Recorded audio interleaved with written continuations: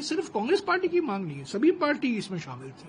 आपको याद होगा शिवसेना, एनसीपी और राहुल जी ने एक प्रेस कॉन्फ्रेंस भी किया था कुछ महीने पहले, यही मांग थी हमारी। ताउम्र राहुल जी आप यही गलती करते रहे, धूल चेहरे पर थी और आईना पूछते रहे। लेकिन इन सब पे हम लोगों की नजरें हैं, लेकिन इसमें तो जो कॉन्स्टिट्यूशनल इंस्टीट्यूशंस है उनको ईमानदारी से जो है चुनाव कराना चाहिए। वो एक बार चुनाव आयोग के साथ अपनी टीम के साथ बैठें और ये सारे सुझाव दें ताकि चुनाव आयोग उनके बिंदुवार सवालों का जवाब दे सके। चुनाव आयोग ने जो पहले कुछ कहा था 4-5 महीने, उसको दोहराया है। देखिए ये नई बात नहीं है, राहुल जी बार बार ये सवाल उठा रहे हैं। आपकी नीयत साफ है, आपका रिकॉर्ड साफ है, आपको छुपाना नहीं चाहते हैं, आप पूरी पारदर्शिता से काम कर रहे हैं, ये दावा करते हैं। तो जो हमारी मांगे हैं इलेक्टोरल रोल को लेकर, वीडियो रिकॉर्डिंग को लेकर, उस मांग को पूरा क्यों नहीं करते? मेरा खुद का एक पिटीशन है सुप्रीम कोर्ट में, अभी लंबित है। वो कॉन्डक्ट ऑफ इलेक्शन रूल्स में जो संशोधन किया था, आपने क्यों संशोधन किया? मैंने चैलेंज किया है, चुनौती दी है सुप्रीम कोर्ट में, उस पर अभी तक सुनवाई नहीं हुई है, हालांकि नोटिस गया है। पर राहुल जी के जो सवाल है वास्तविक सवाल है और सीधा सवाल है, इसमें कोई लंबे प्रेस नोट देने की जरूरत नहीं है इलेक्शन चुनाव आयोग से।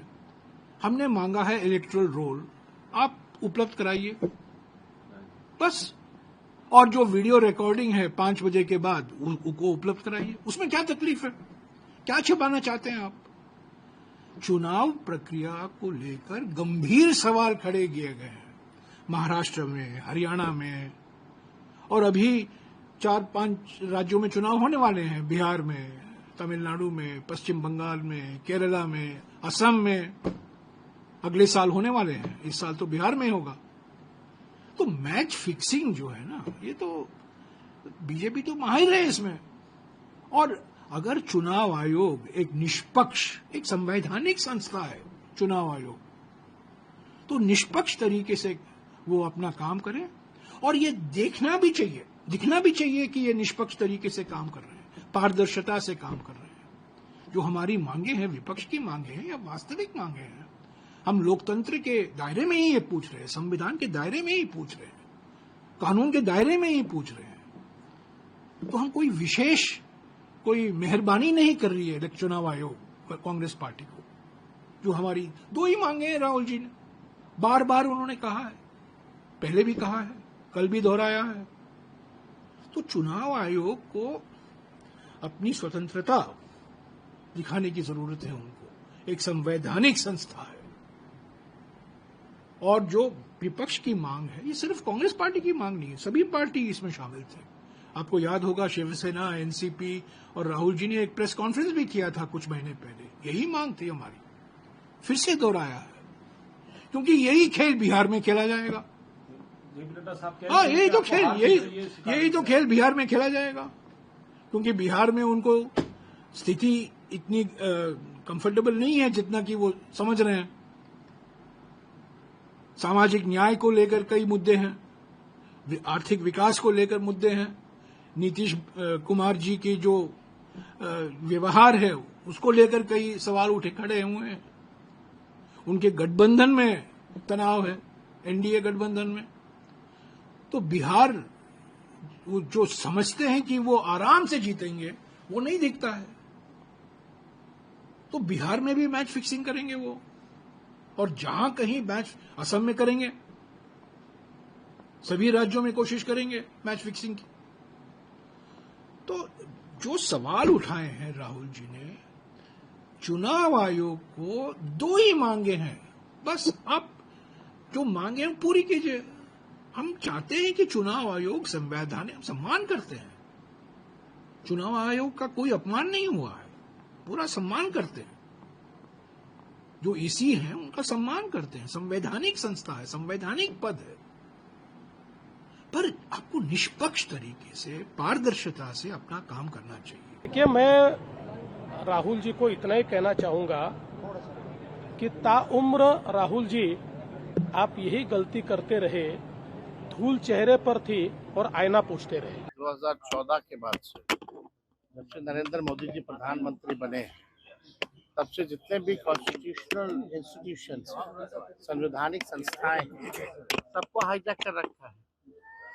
चुनाव आयोग इलेक्शन की घोषणा करता है चुनाव की तारीखों का, उससे पहले बीजेपी की आईटी सेल को पता होता है कि चुनाव कब होना है। तो ये बात तो है, लेकिन इन सब पे हम लोगों की नजरें हैं।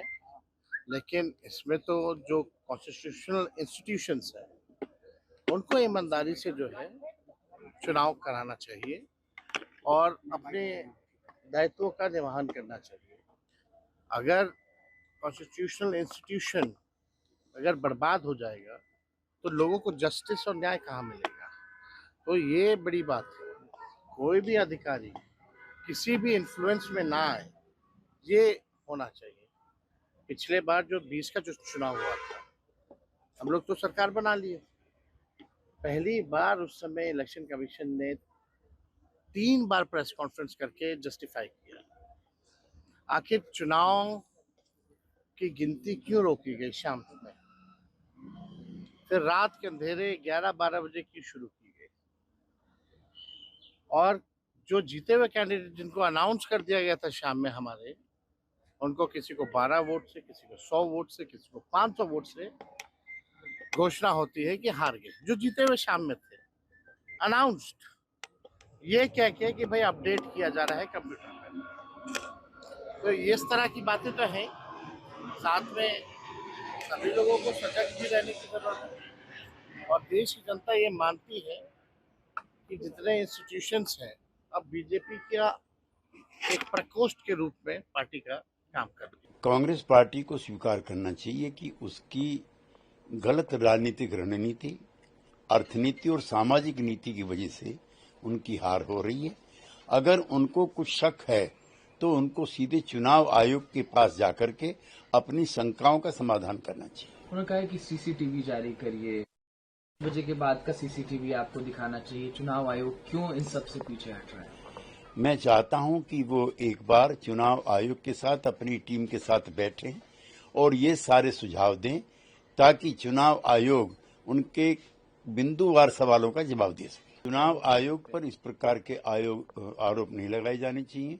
हमें याद है कि किस प्रकार से एक मुख्य चुनाव आयुक्त श्री MS गिल को राज्यसभा में भेजा गया और फिर उन्हें केंद्र सरकार में मंत्री बनाया गया। चुनाव में जनता का वर्डिक्ट अल्टीमेट होता है। उसके विरुद्ध वक्तव्य देना, आचरण करना अलोकतांत्रिक प्रक्रिया का हिस्सा है।